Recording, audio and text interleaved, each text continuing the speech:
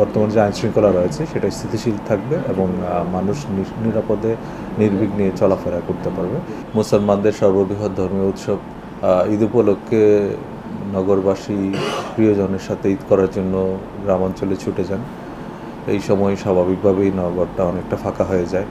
এই ফাঁকা পরিস্থিতির সুযোগে যেন কোনোভাবেই আইনশৃঙ্খলা পরিস্থিতি বিনষ্ট না হতে পারে, চুরি ছিনতাই ডাকাতি না হতে পারে, সেই জন্য ডিএমপির পক্ষ থেকে বিস্তারিত নিরাপত্তা পরিকল্পনা হাতে নেওয়া হয়েছে। ইতিমধ্যে সম্মানিত নগরবাসীর উদ্দেশ্যে আমরা 14টি বিভিন্ন নির্দেশনা দিয়েছি।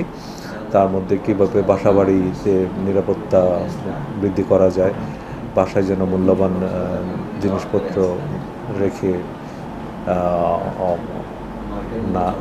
না যান কেউ, তারপরে আপনার বাসাবাড়ির যে সার্বিক নিরাপত্তা কীভাবে প্রবিধান করতে হবে সেই সংক্রান্তে নগরবাসীর সচেতনতা বাড়ানোর জন্য আমরা আহ্বান জানিয়েছি। এবং সাথে সাথে আমাদের যে গুরুত্বপূর্ণ নাম্বার, যেখানে যে কোনো প্রয়োজনে দ্রুততম সময়ের ভিতরে পুলিশের সাড়া পাওয়ার জন্য নগরবাসী পাবে, সেই নাম্বারগুলো আমরা দিয়ে দিয়েছি।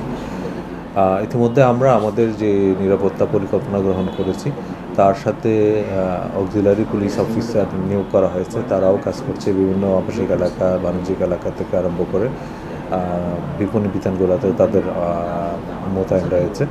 তো আশা করি সার্বিকভাবে বর্তমান যে আইনশৃঙ্খলা রয়েছে সেটা স্থিতিশীল থাকবে এবং মানুষ নিরাপদে নির্বিঘ্নে চলাফেরা করতে পারবে।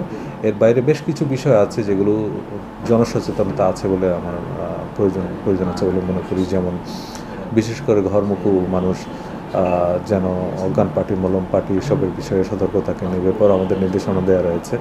তার বাইরে বিভিন্ন এলাকায় যে শপিং করার সময় জাল নোট ছড়াছড়ি যেন না ঘটে বা বিস্তার না করতে পারে, সেই জন্য আমরা তৎপর রয়েছি। আমরা নগরবাসীকে আহ্বান জানাচ্ছি, আপনারা যে কোনো ধরনের লেনদেনের ক্ষেত্রে সতর্কতা থাকবেন। বড় ধরনের কোনো অর্থ লেনদেন বা মূল্যবান সামগ্রী লেনদেনের ক্ষেত্রে পুলিশি সহায়তা প্রয়োজন হলে যে এসকর্ট সেবা, মানি এসকর্ট সেবা, সেটা দেওয়ার জন্য পুলিশ প্রস্তুত রয়েছে।